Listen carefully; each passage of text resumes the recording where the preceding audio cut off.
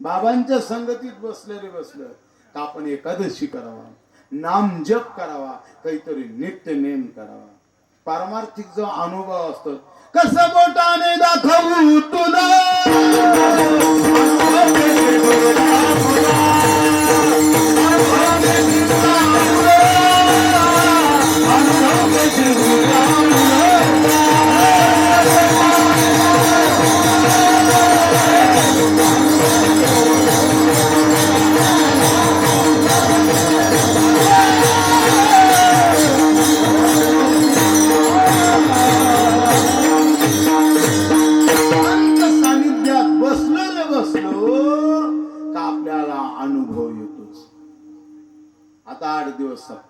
वाहती गंगा, गावाची दिवाळी. बऱ्याचशा लोकांना असं वाटत बरं का, आता काहीला उद्या वाटण, काहीला परत दिवशी वाटण, काय माळी घालून टाकावं कवर काला होस वाटत होत बरं का, पण माळीचं दुकानच नाही आलं. योगीराज चांगदेव महाराजांना योग साधनेचा अनुभव आला 1400 वर्ष, पारमार्थिक अनुभव आला. तेच कला मुक्ताईच्या संगतीत चांगदेव महाराज आले आणि पारमार्थिक अनुभव आला. आणि चांगदेव महाराजांचेच उद्गार चांगदेव म्हणे आजी जन्मालो गुरुपुत्र झालो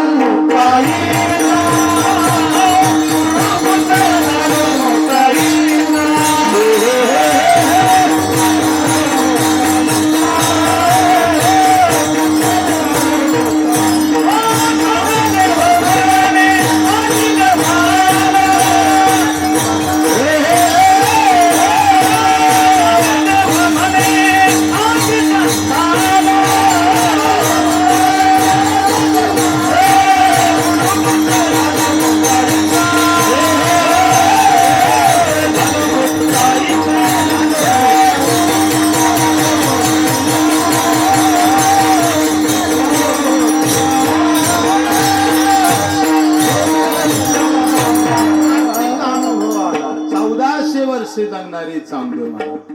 आणि खरा पारमार्थिक अनुभव आला मुक्ताईच्या संगतीत. म्हणून तुकोबरा सांगतात त्या नामचिंतनाचा मला अनुभव आला, नामस्मरण केलं. अमृताहुनी गोड भगवंताचं जे नामस्मरण आपण करतो ना, सहज सहज आपल्या कोणती साधना घडती, करत नाही आपण असं नाही. भगवंताच्या नाम हे अमृताही पेक्षा गोडी. अमृत तयाश फिके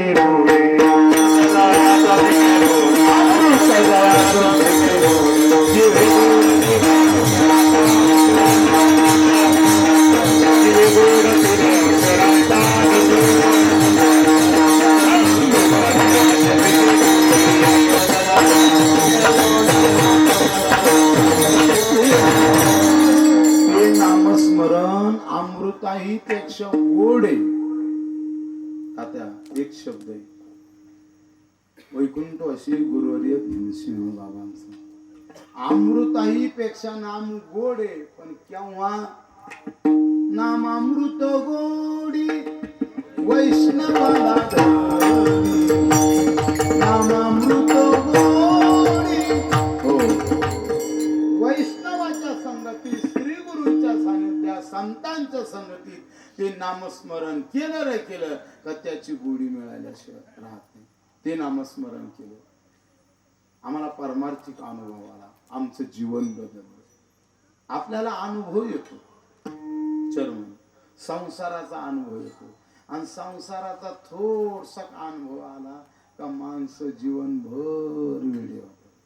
संसाराचा जुना दृष्टांत वैकुंठवासी नारायण बाबा, गोरक्ष बाबा, गणेशनंद स्वामी, उमरेकर बाबा, असे जुने दृष्टांत सांगायचे. पूर्वीचा काळ लग्न झालं का बरं का चर्मन, लग्न झाल्यावर 3-3, 4-4, 5-5 पोरं तर बोलत नव्हते. तुम्ही कधी बोलायला लागले?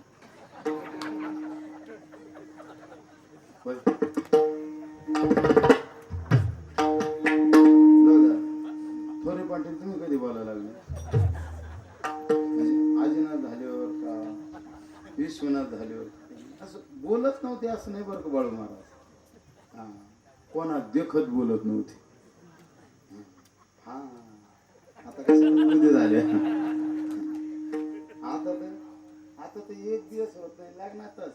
ए संगीता कुठे गेली? मसनात गेली. तू जातो का? जुना काळ असायचा, खूप तात्या वेगळा काळ असायचा. वैकुंठवासी आपल्या नारायण बाबांच्या फळात कायम त्यांचं कीर्तन असायचं. माझे नाव करी रामगिरी महाराज वावीकर ते सांगायचे. सुनाचा पदर जरी पडला तर सासू म्हणत नव्हती पदर घी का काय. ती काय म्हणायची? पोराचं नाव जर जे काय असेल ते, रामभाऊ सुताराची दजाय आणि एक खेळानं हातुडी घेऊन ये. कळलं ना? मग तबा बाळाला वाटतं खरंच म्हणतो काय करून बाबा पायदर घेत. आणि मग सुनाना कळून घ्यायचं आपला पदर खाली पडला. खूप काळ वेगळा. 2-2, 3-3 लेकरं उस्तर बोलत नव्हते. विनेकरी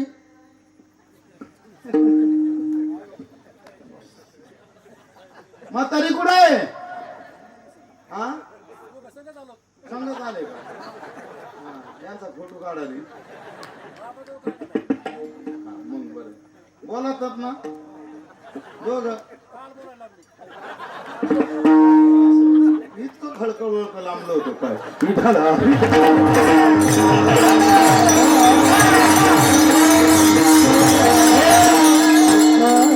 बोलायचं नाही. पाठीच उठायचं बैल सोडायचं बरं का मेजर. आणि मोठाच्या कामाला जायचं. हिने 10-11 वाजता आवरायचं, रानात जायचं. ही कुठेतरी लांबून बांधावर दिसली कैयाने मग बैलाला हाव म्हणायचं. हो हो. मग ह्या बैलाने त्या बैलाला बोलायचं.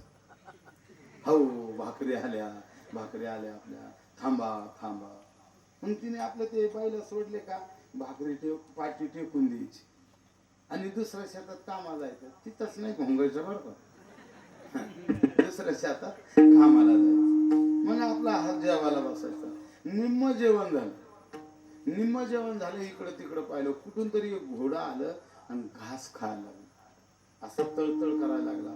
घोडं तर घास खातोय, आपण तो उपवास सोडितोय. काय करावं. 2दा-3दा बायकोला असा इशारा देऊन पाहिला, असं फुकून पाहिलं. शिवाजी महाराज असं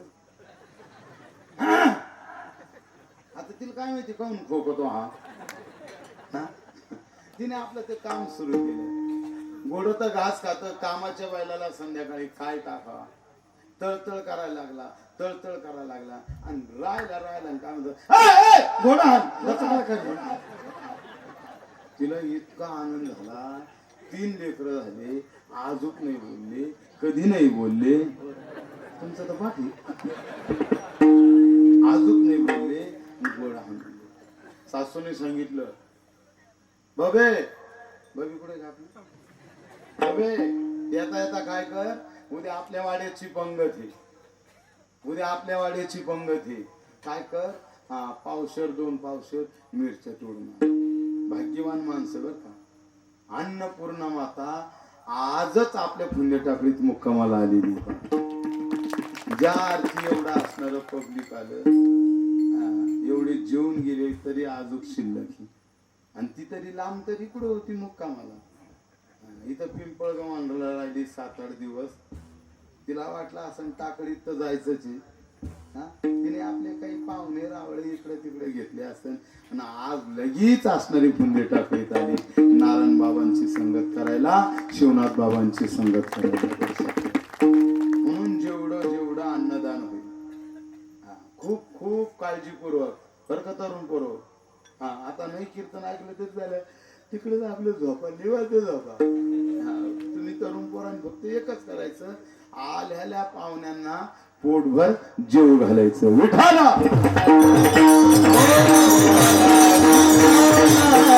आपल्या वाडीची पंगत आहे. मिरच्या तोडून आण 1-2 पावशेर. जी मिरच्या तोडायला गेली मिरच्या तोडता एकच. कधी नाही बोलली गोड म्हणले, कधी नाही बोलली गोड म्हणले. त्या नादात तिने जवळ 50 किलो मिरच्या तोडल्या. शेजारी पाहिलं कांदी खुरपीत होती. अगं एवढ्या मिरच्या कशाच दौड्या? नाही कोरडगावचा बाजार, नाही येळीची गुजरी, नाही पाथळीचा बाजार, एवढ्या मिरच्या कशाच दौड्या? हा कधी नाही बोलले घोडा नाही. आता गेला काय चक्कर बसला का? 50 किलोचं गोठोड पाठीवर ठेवलं दुपारच रानातून गावाकडनं.